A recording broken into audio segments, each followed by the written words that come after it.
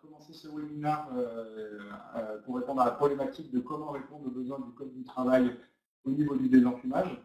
Avant toute chose, je vais me présenter personnellement. Donc, je suis le responsable commercial de 2 départements chez Kingspan Lightner.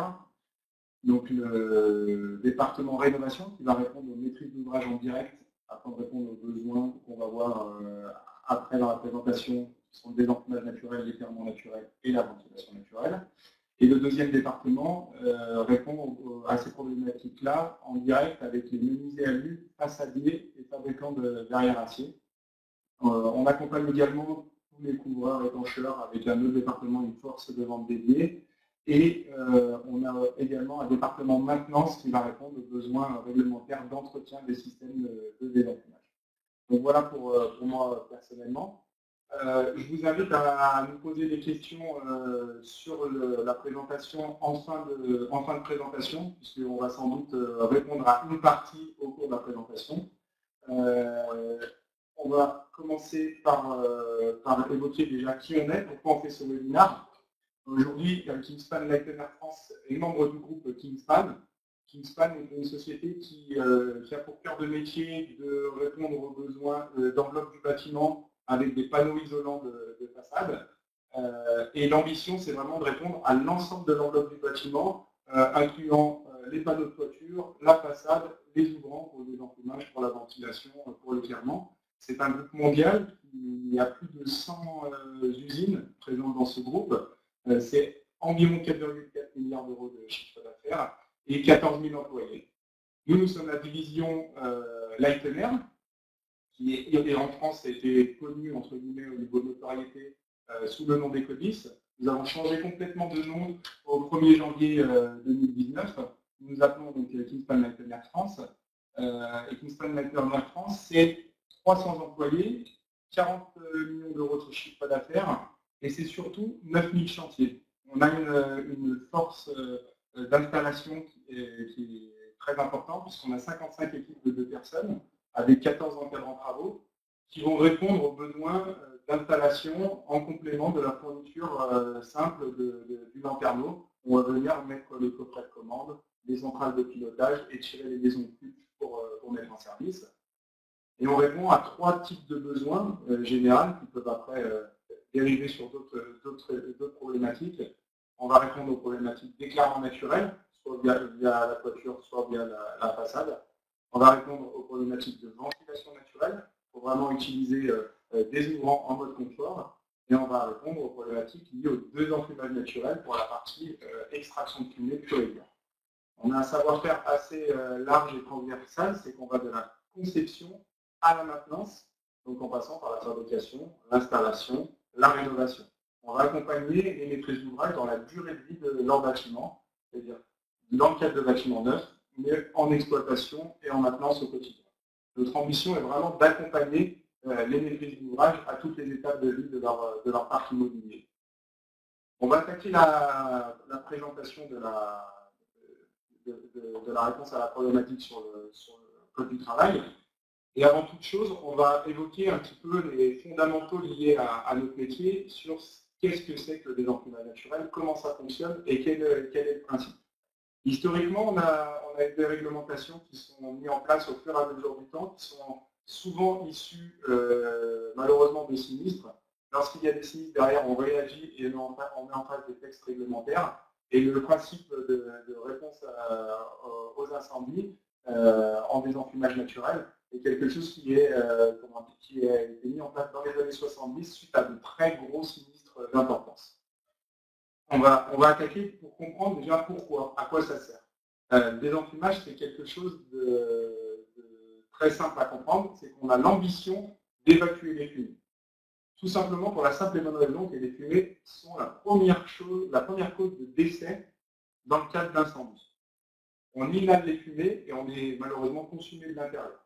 Donc l'objectif, c'est vraiment d'évacuer les fumées.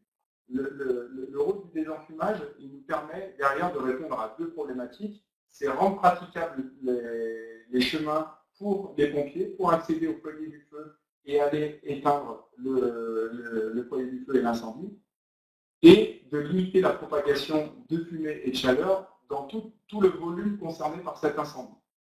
Lorsque vous voyez la petite infographie et le petit schéma, vous avez une photo où il n'y a pas de système de sécurité incendie.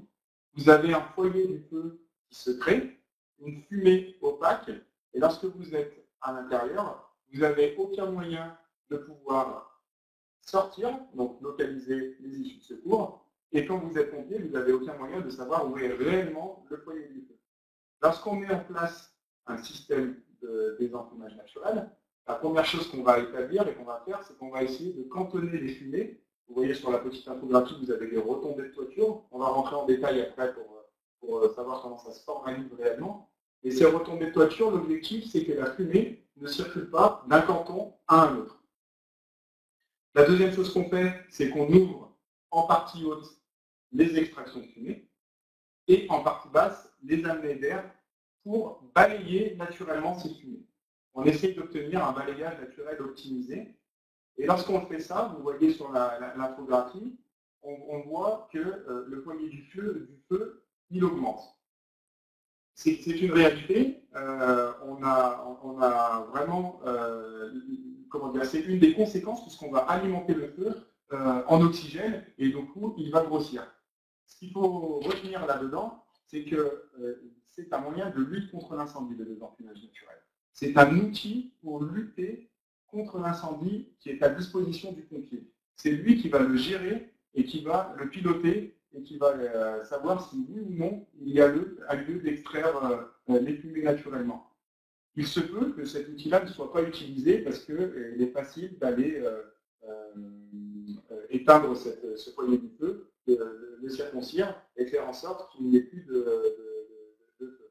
Il se peut aussi, comme c'est le cas sur certains bâtiments, que ce soit un pilotage qui est automatisé et donc l'ouvrage, lui, va s'ouvrir tout seul. Donc voilà pour la partie scénario. N'hésitez pas si vous avez des questions plus tard dans la présentation sur le sujet, mais la vue d'ensemble est celle-là. Le fonctionnement du désenfumage naturel, il faut toujours distinguer dans vos études, dans vos projets, lorsque vous êtes sur un site industriel ou ailleurs, ce qui va permettre d'extraire la fumée en partie haute et ce qui va permettre d'amener de l'air en partie basse. Le principe, comme on l'a évoqué tout à l'heure, c'est vraiment d'aller balayer naturellement la fumée pour qu'elle s'extrait. On voit là dans la petite infographie que l'extraction peut se réaliser soit sur des ouvrants de toiture, soit sur des ouvrants de façade. On peut avoir deux types d'amener d'air. Et les évacuations de fumée. Et les amenées d'air, elles, sont principalement, même exclusivement, réalisées au niveau de la façade. Au niveau des ouvrants, donc comme on l'a évoqué, cela peut être des ouvrants de façade en partie haute, des exutoires de toiture ou des bouches qui sont raccordées à des conduits directement vers l'extérieur. Vous avez sur la présentation deux produits qui permettent d'extraire la fumée. Vous avez le produit de Kingspan Lighteners qui s'appelle Ecovision, qui est un châssis battant qui va s'ouvrir vers l'extérieur pour évacuer les fumées. Et vous avez un lanterneau Ecofeu 160 PM, donc un lanterneau pneumatique, qui va lui s'ouvrir en toiture pour avoir une évacuation de la fumée. Donc on a parlé de l'évacuation de toiture, on va arriver à l'amener d'air.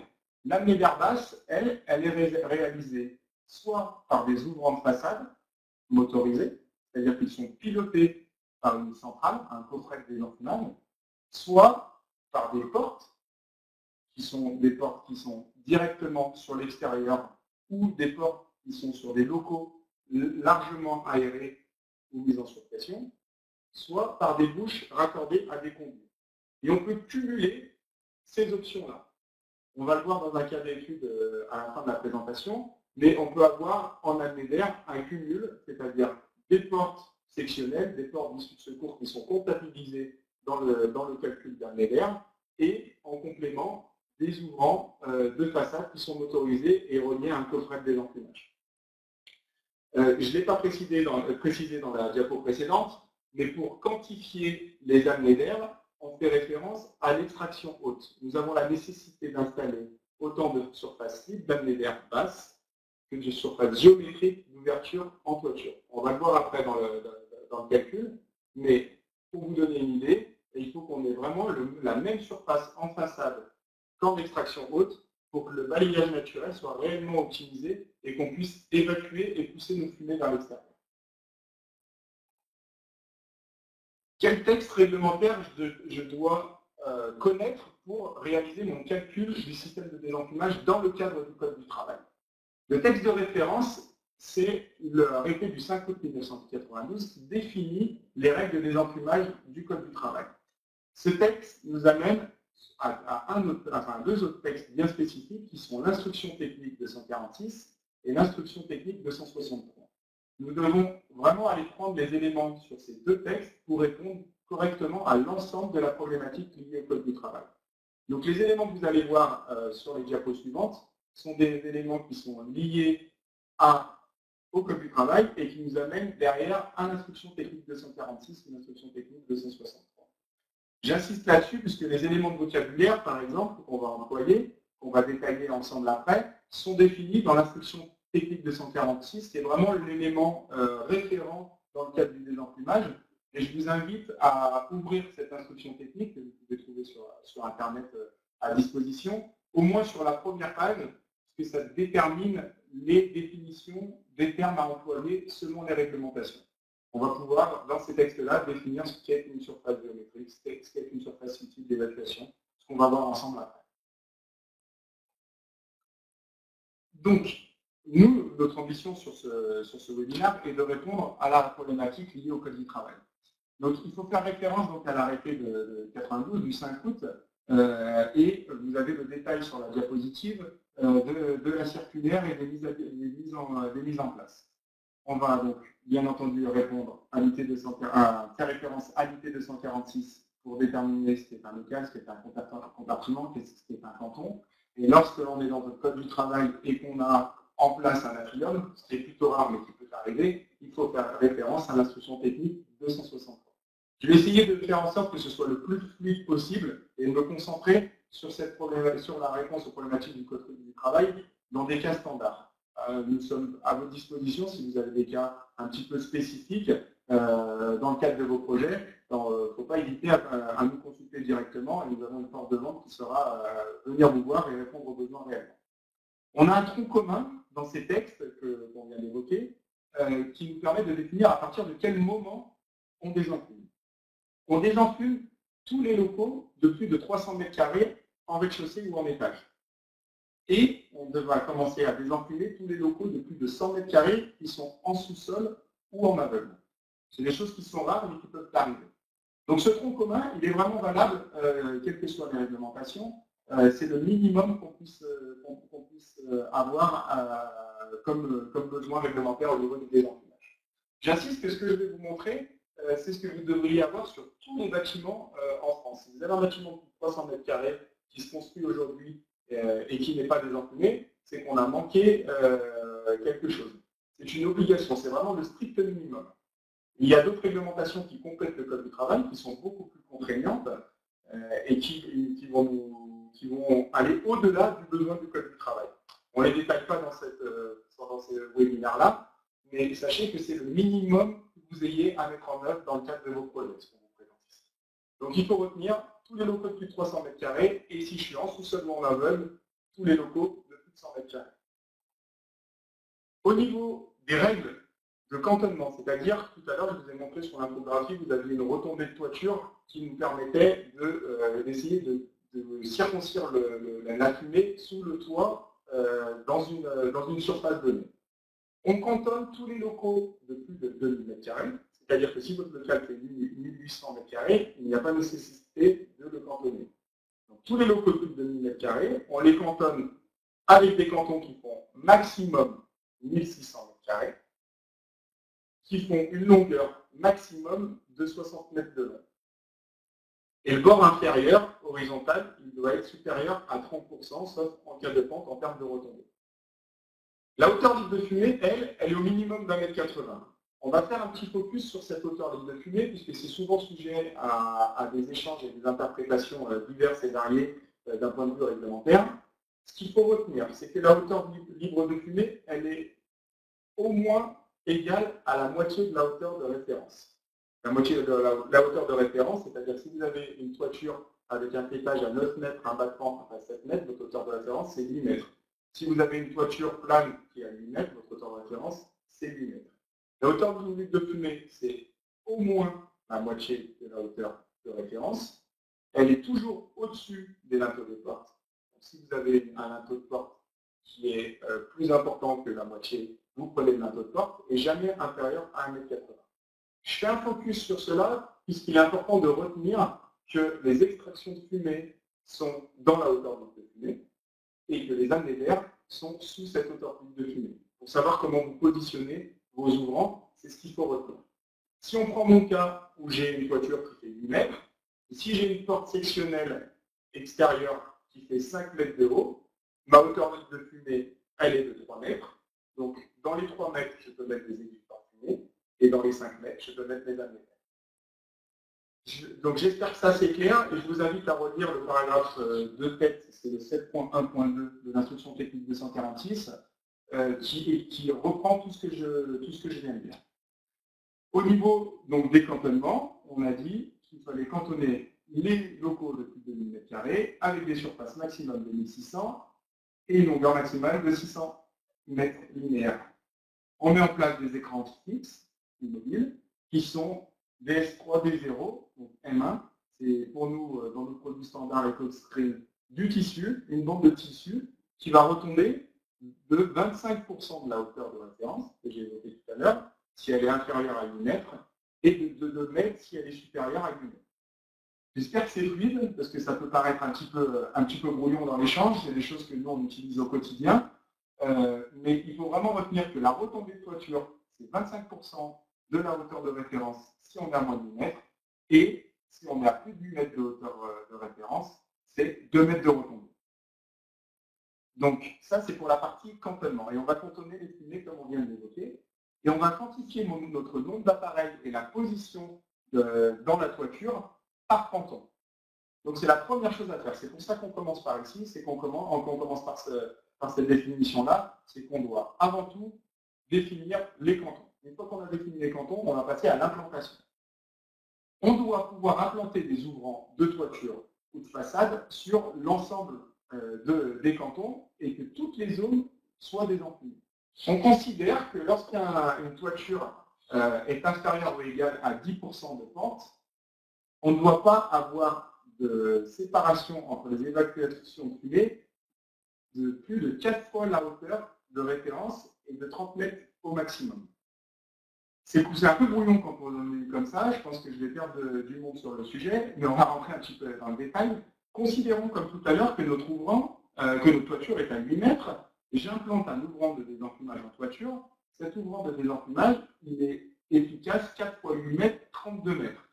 J'ai dit que c'était dans la limite de 30 mètres, donc je ne peux pas prendre 32, je suis obligé de prendre 30. Cette efficacité de l'ouvrant, elle est toute relative, il fallait bien qu'on définisse quelque chose, et on considère que derrière, je dois avoir un autre ouvrant qui doit prendre le relais. Donc il faut que toutes les zones de mon canton soient couvertes dans la zone des 30 mètres. C'est ce qui nous permet de bien définir la position de nos ouvrants. Si vous n'avez pas compris, on va faire une simulation derrière qui vous permettra de regarder de manière formelle sur un exemple réel. On va avoir un positionnement des ouvrants et une règle d'implantation qui est différente quand ma pente elle est supérieure à 10%. Les évacuations de fumée, les ouvrants doivent être situés le plus haut possible, quand la pente est à plus de 10%, et leur milieu ne doit pas situer sous la hauteur de référence. Imaginons que vous ayez une toiture qui ressemble un petit peu, pour faire simple, à une église. Vous avez 10 mètres en haut et 4 mètres en bas. Vous avez 7 mètres de hauteur de référence. Il faut impérativement que votre ouvrant soit au-dessus de ces 7 mètres. Que le milieu de cet ouvrant soit au-dessus de ces 7 mètres pour être efficace. Dans le cadre de toiture shed, on doit implanter sur chaque côté des sheds de façon égale les ouvrants. Il ne faut pas laisser de shed. Donc un shed, c'est une toiture avec une façade vitrée, de manière générale, souvent elle amène de la lumière et le face nord. On doit impérativement, par shed, intégrer des ouvrants de désenfumage, parce qu'on ne peut pas faire stagner de la fumée dans ce shed-là. On considère qu'il faut absolument l'évacuer, et on doit faire ça de manière égale entre les chaînes. Vous ne pouvez pas avoir un chèque qui est très désenfumé et un chèque qui l'est peu en termes de surface, en termes de nombre d'appareils. Okay, et on est sur des débouchés des exutoires qui doivent être à une distance au moins égale aux obstacles les plus élevés avec un maximum de 8 mètres. C'est-à-dire que si vous avez une façade extérieure, on doit être à plus du mètre pour pouvoir désenfumer. Et en termes de quantitatif d'ouvrant, on doit une évacuation de fumée pour 300 mètres carrés de superficie. C'est-à-dire que si vous avez 350 mètres carrés, vous devez un nombre minimal d'ouvrants de 2 unités. Si vous avez 720 mètres carrés, c'est des tranches de 300, vous en avez 3. Si vous avez 1054, et ainsi de suite. C'est vraiment des tranches de 300 mètres carrés. Le vocabulaire. C'est souvent, en réunion de chantier, en projet, des termes qui ne sont pas employés à leur juste valeur et qui sont définis dans la première page de l'instruction technique 246, comme je l'ai rappelé tout à l'heure. J'insiste là-dessus parce que c'est des choses qui peuvent créer des problématiques de compréhension au niveau des échanges sur chantier, au niveau des échanges avec les bureaux de contrôle. Les bons termes sont ceux qui sont affichés sur la diapositive. Le terme qui est important dans la réglementation des enfumages, c'est la surface géométrique d'ouverture. C'est la cote de passage à l'intérieur d'un ouvrant sans prendre en compte les obstacles éventuels. Donc quand vous avez un lanterneau, un appareil de toiture qui fait 1 mètre par 1 mètre, c'est vraiment la cote intérieure traînée de ce lanterneau-là. Les ouvrants des enfumages sont certifiés EN 1201-2, mais dans le cadre de cette certification, on les essaye pour obtenir un coefficient aérodique d'efficacité de fumée. On va simuler un feu et on va regarder sur le 1 mètre par 1 mètre quelle est la quantité réelle d'évacuation de fumée. Ce coefficient aérodique s'appelle le coefficient CV et c'est celui-ci qui nous permet d'obtenir la surface utile d'un ouvrant ou d'un exutoire. C'est le produit de la surface géométrique par le coefficient CV qui nous permet d'obtenir la surface utile d'un exutoire toiture ou la surface utile d'un ouvrant de façade au niveau des ouvrants de façade. J'insiste là-dessus, souvent on se perd dans les échanges entre la surface utile d'évacuation, la surface géométrique, la surface libre. Ce qui est important de retenir dans le cadre du code du travail, c'est que vous devez de la surface géométrique d'ouverture et vérifier de la surface utile. On va voir exactement les pourcentages dans la diapo suivante. Donc le code du travail dans l'arrêté du 5 août, il est indiqué qu'on doit 1% de la surface au sol d'ouverture en toiture. Et qu'on doit vérifier ces 1% par la méthode du 1/200e de surface utile d'évacuation. Vous avez un bâtiment qui fait 1000 m², vous devez 10 m² de surface géométrique d'ouverture. Je rappelle, la surface géométrique, c'est la cote intérieure prévue d'un ouvrant. Et vous devez le vérifier donc par la méthode des 1/200e, c'est-à-dire que dans mon projet où j'ai un canton de 1000 m², je dois vérifier que j'ai bien 5 m² minimum de surface utile d'évacuation. Donc j'ai dit que j'avais 10 m² de surface géométrique d'ouverture en toiture, je dois avoir au moins autant de surface libre d'amener d'air en façade pour pouvoir balayer naturellement ma fumée vers l'extérieur. Donc la surface libre d'amener d'air, elle est, donc c'est une porte sectionnelle par exemple, c'est vraiment la cote intérieure de passage. Lorsque c'est un ouvrant de façade motorisé, piloté par un DAC, la surface libre, c'est l'ouvrant moins tout ce qui va gêner à l'évacuation de la fumée. Donc, quand j'ai un châssis à lame, par exemple, la surface libre, ça va être la cote de passage entre mes lames. Quand j'ai un châssis abattant, ça va être le produit de la somme des deux triangles latéraux et du rectangle haut. Je vous invite à lire l'IP 246 sur le sujet. C'est beaucoup plus fluide que de l'expliquer à l'oral. C'est sur la première page, et on vous indique réellement ce qu'est la surface libre. Pour répondre à Laurent, la surface libre calculée, en parler à l'oral, c'est très compliqué, à mon sens. Je vous invite à lire la première page de l'instruction technique 246 sur le sujet. Moi, ce que je veux qu'on retienne dans cette présentation, c'est comment on quantifie le nombre d'appareils d'extraction de toiture et qu'on vérifie bien qu'on ait l'amener d'air nécessaire pour pouvoir balayer naturellement la fumée. Donc 1% de surface géométrique, 1/200 de surface utile d'évacuation. Pour pouvoir piloter ces ouvrants de toiture ou de façade qui me permettent d'évacuer les fumées, je dois utiliser un coffret de commande, ce qu'on appelle dans le jargon des enfumages un dispositif actionné de commande, un DAC. Et ce DAC, c'est souvent des coffrets, soit des treuils, soit des coffrets avec des cartouches, soit des coffrets électriques qui sont sous batterie en alimentation électrique de sécurité. Et ces coffrets sont normés et doivent répondre à la réglementation la 61-938. Donc prouver que ces coffrets sont bien répondant bien aux réglementations et aux règles qui sont inscrites dans la 61-938.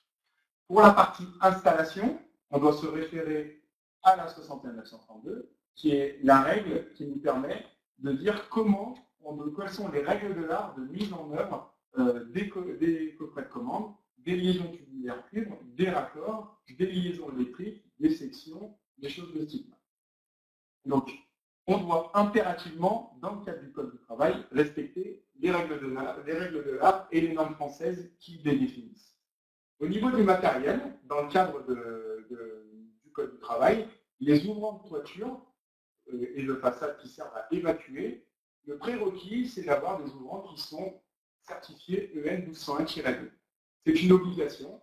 Donc un ouvrant certifié EN 1201-2, c'est un ouvrant qui, en laboratoire, a fait office de toute une batterie de tests, dont le test aérolique que j'ai décrit précédemment, et des tests de mise en fonctionnement pour la partie fiabilité, des essais de fiabilité, des essais au feu, des choses comme ça. Les exutoires volets qui peuvent être conformes à la 61-937. Nous, on incite vraiment que dans le Code du travail, on respecte l'ensemble des normes, mais ce n'est pas une obligation finale. Les écrans de contentement mobile, eux, doivent être EN201-1. Et pour la partie LDR, les portes-fenêtres, elles sont incluses dans notre calcul d'LDR. On va passer à l'étude de cas qui va nous permettre de résumer tout ce qu'on vient de dire au niveau de comment je qualifie et je quantifie mes appareils. Donc, le premier cas, c'est que j'ai un local, un bâtiment qui fait 1570 m². Je dois implanter mes ouvrants. La première chose à faire, c'est combien je dois d'ouvrants. On a indiqué qu'il fallait un exutoire pour 300 m². Donc, si j'ai 1570 m² de surface, j'ai au minimum 6 appareils à intégrer. Mes appareils, je les implante sur la toiture de manière à ce qu'ils soient le plus cohérents possible en termes d'évacuation de fumée. Et les cercles que vous avez au niveau de ces appareils sont l'efficacité qu'ils ont par rapport aux 4 fois la hauteur. Si mon bâtiment fait 10 mètres, comme je disais tout à l'heure, c'est à peu près à l'échelle, mon infographie. Ça me permet de savoir que je couvre toutes les zones qui sont dans le local. Donc, en implantant de cette manière, je suis sûr qu'au niveau de l'évacuation de mes fumées, je vais pouvoir extraire l'ensemble du volume de manière cohérente et que j'ai un balayage naturel optimisé. Donc, j'ai 6 appareils. Et pour répondre à ce besoin-là, je vais installer des appareils de la gamme Kingspan Lightner EcoFlow 160 PM, qui est le produit standard en pneumatique. J'ai choisi dans ma simulation de prendre une dimension qui est de 1,70 m par 1,70 m, qui me permet d'avoir une surface géométrique d'ouverture de 2,89 m². J'insiste que 2,89, c'est uniquement bête et méchant 1,70 m par 1,70 m. C'est le produit de 1,70 m par 1,70 m. Donc, si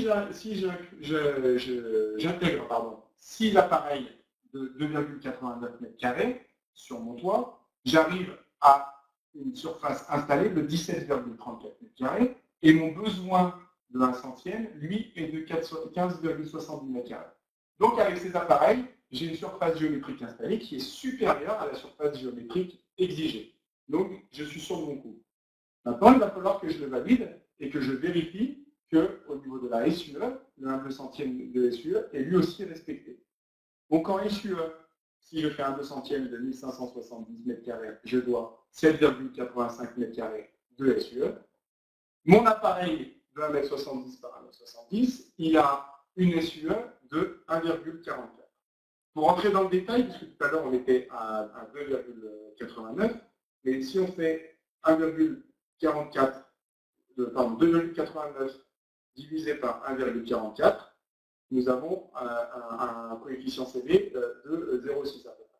Ça vous donne le coefficient de comment le truc derrière.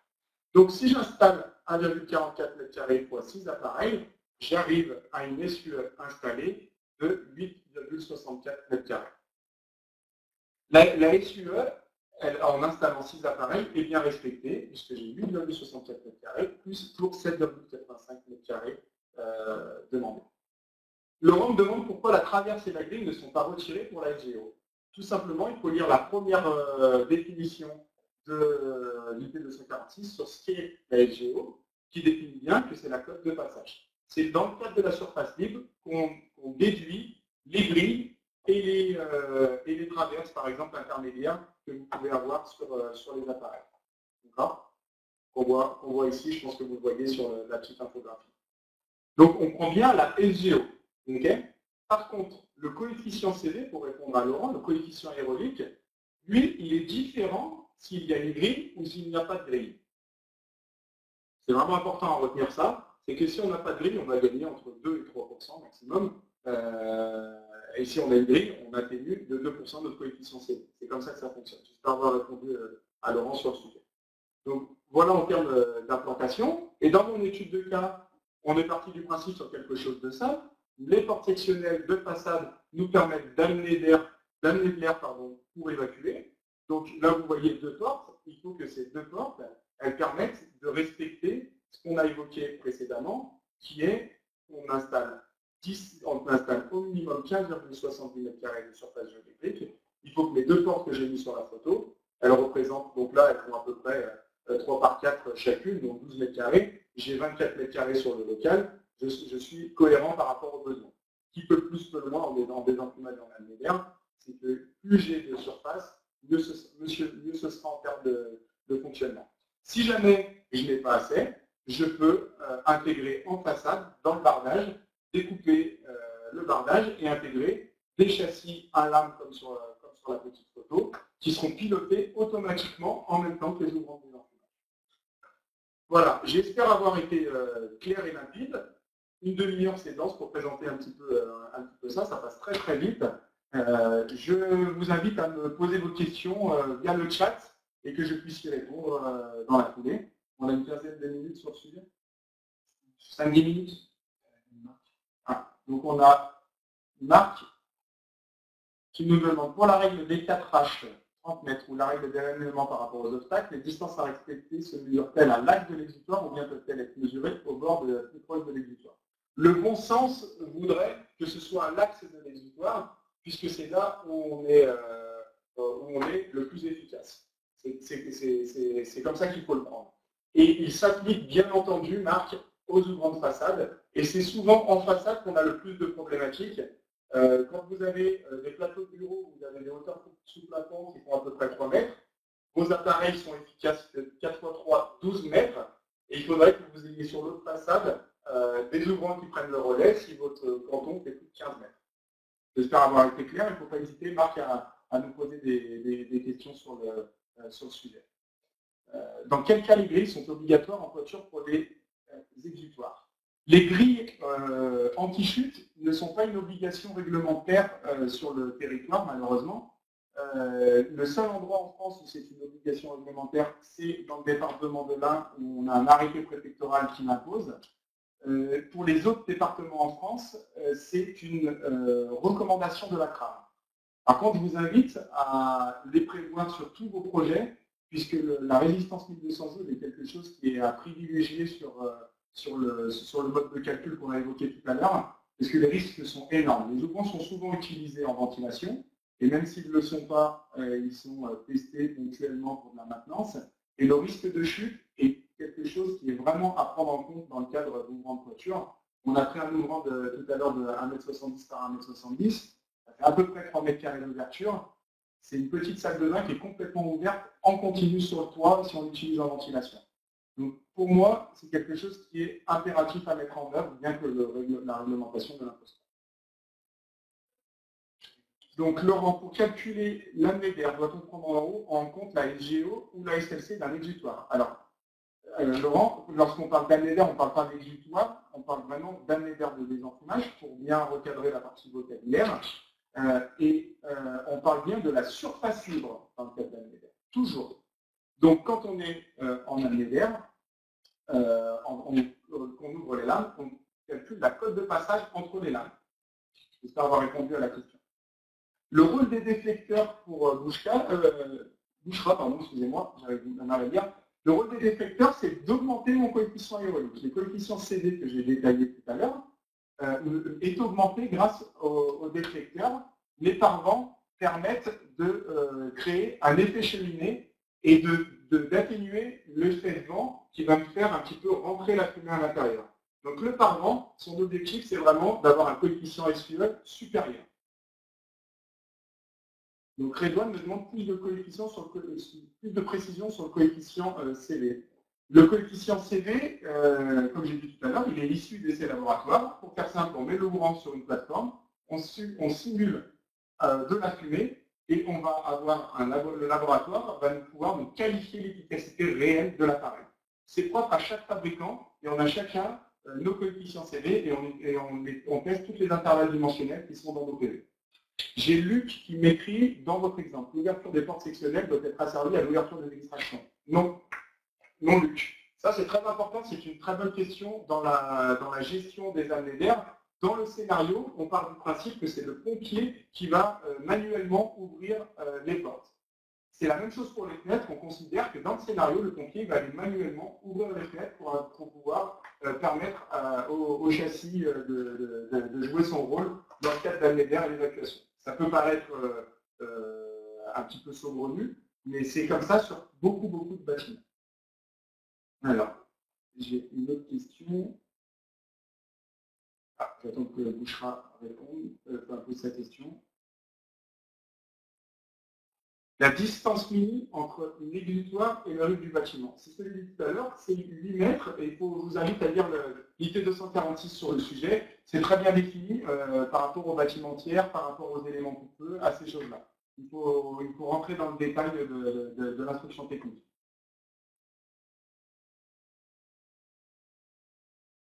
Quels ouvrants sont privilégiés en façade ou en toiture? Charlotte, en toute transparence, ça va vraiment dépendre de votre projet. Souvent, on utilise des ouvrants de façade dans le cadre d'immeubles, parce qu'on n'a pas le choix, et on utilise des ouvrants de toiture dans le cadre de bâtiments industriels. Mais tout est possible. En termes d'efficacité, on est quand même beaucoup plus efficace en toiture parce qu'on arrive à avoir des intervalles dimensionnels qui sont beaucoup plus importants dans les gammes des fabricants et dans notre gamme Kingspan Lactainer. Alors, je vais essayer. Est-il possible d'ajouter un système d'exutoire sur les exutoires pour diminuer les émissions sonores pour les riverains en cas d'utilisation des exutoires comme ventilation? Karim, j'aimerais que vous m'envoyiez votre demande. Je vous invite à faire la demande par mail et me donner votre cas d'école pour qu'on puisse regarder qu'est-ce qu'on peut trouver comme solution d'un point de vue acoustique pour être sûr de répondre aux besoins et pas répondre à l'oral et à côté. Comment faire pour équiper des châssis qui n'ont pas des formes conventionnelles et qui ne rentrent pas dans les PV? Alors là, c'est quelque chose qu'on a régulièrement dans notre département face à des verts, Sébastien. C'est quelque chose qui est fréquent. Logiquement, on devrait faire référence à la 61937-6 qui régit les DAS à ouvrage composé où il n'existe pas dans les gammes standards des réponses aux besoins architecturaux. La 61937-6, elle détaille des essais qui sont à mettre en œuvre, donc je vous invite à la lire, mais c'est des contraintes qui sont très fortes et qui impliquent des essais laboratoires, des essais de cycle et des essais aéroliques pour déterminer les coefficients CV.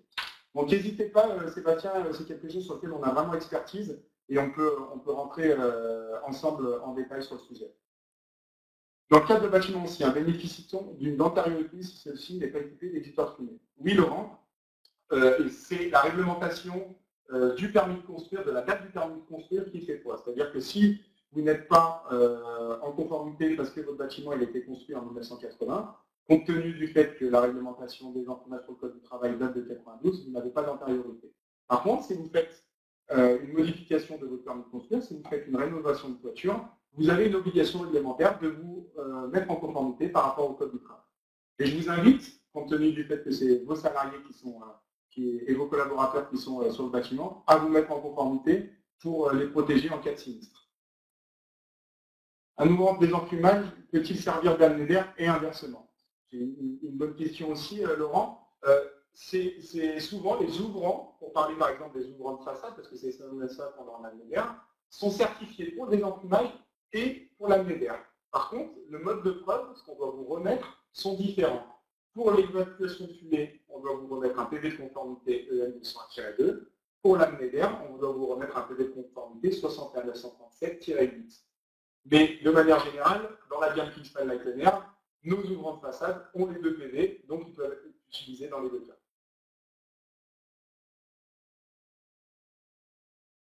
On a beaucoup de questions, c'est intéressant. Un ouvrant de désenfumage peut-il servir? On a déjà évoqué, c'est la question. J'y ai répondu.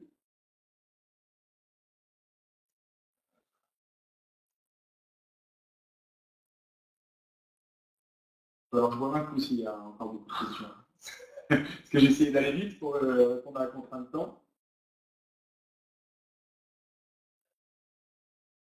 Alors, code du travail, un exemple pour 300, un éditeur pour 300 mètres carrés et l'IT 246 un 200e. C'est quoi la différence? La différence, elle est très importante, c'est qu'on parle de surface géométrique d'ouverture dans le code du travail et on parle de surface utile d'évacuation dans le cadre des établissements recevant du public qui sont régis par l'instruction technique 246.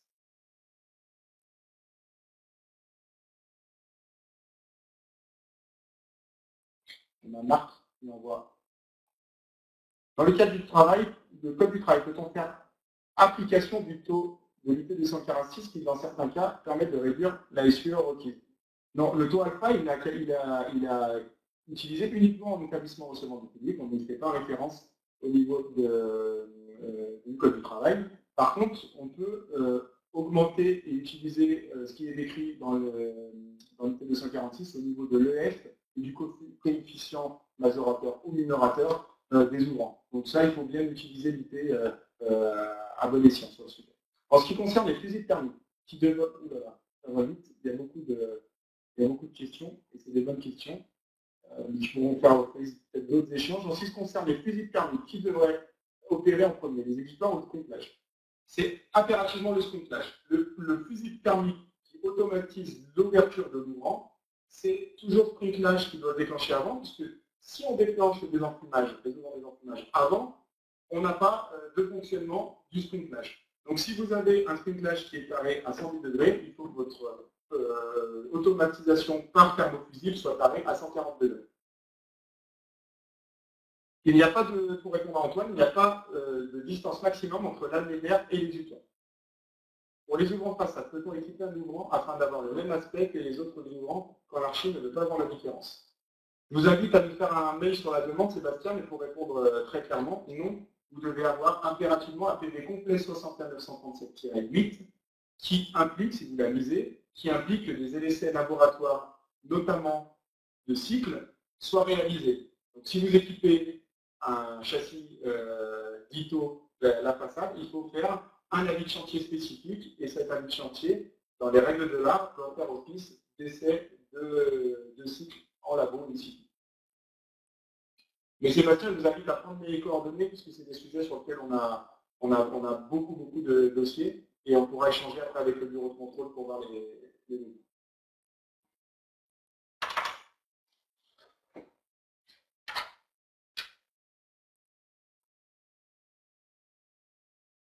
L'installation des enfumages est-elle obligatoire sur un bâtiment de 900 m², même si celui-ci est ouvert sur deux façades? Alors, Karine, pour moi, s'il est complètement ouvert jusqu'en haut, non, puisque la bande en partie haute fera office d'évacuation de fumée. Et en toute transparence, sur des sujets comme ça, c'est à l'interprétation du bureau de contrôle, puisqu'on voit différentes réponses à ces contraintes-là, parce que c'est des cas atypiques. Ma sensibilité me fait dire que non, il n'y a pas besoin de désenfumer s'il est tout hauteur. Par contre, s'il est bardé sur une partie des deux façades, il y a lieu, puisqu'on va garder, cantonner les fumées.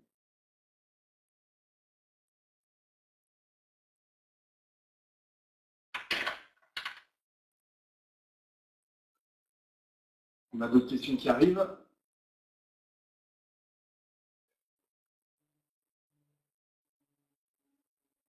Il ne nous reste plus qu'une minute, donc peut-être pas parvenir vos questions. Et n'hésitez pas, après, vous avez les coordonnées et n'hésitez pas à nous faire part de vos besoins. On a des équipes commerciales sur tout le territoire pour répondre, quelle que soit la typologie de vos bâtiments, que ce soit un bâtiment neuf, un bâtiment en exploitation, un bâtiment en maintenance où il y a des petits travaux à réaliser. C'est des choses qu'on fait au quotidien. Donc, je vous invite à nous contacter directement, parce qu'on a une force de vente qui est vraiment présente sur tout le territoire. Et il est souvent plus facile de répondre aux besoins en live que sur un webinar avec une vidéo et quelque chose d'un peu informel. On va attendre la question de Bouchra et ce sera la dernière.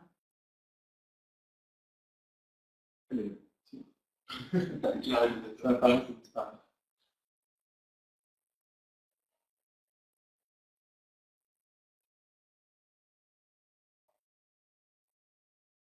Système électrique peut-il être utilisé dans un ATEX? Il faut qu'on voit les conditions, monsieur Miguel, de votre ATEX pour que ce soit l'inclus. On va clore un petit peu ce webinaire. J'espère que ça a répondu aux attentes. C'était très rapide. C'est difficile de le formaliser comme ça à l'oral de manière informelle, de ne pas voir les retours, le feedback.